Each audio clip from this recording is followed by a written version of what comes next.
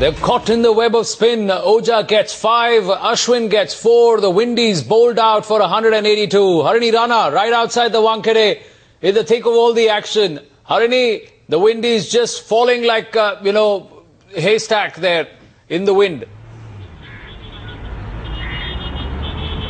Absolutely showing no fight, West Indies.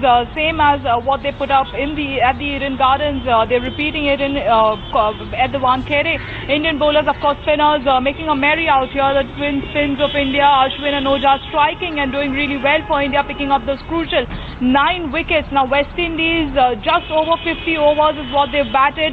None of the batsmen getting over 50 runs on the board. 182 all out. But the good news here for all the fans would be that India would be batting and everybody would be hoping that Sachin Tendulkar will be in action tomorrow, if not today. Everyone would be hoping that Sachin does not have to come out to bat today. And tomorrow will be a big day for all the fans who will turn out at the Wankhede in large numbers to catch a glimpse of Master.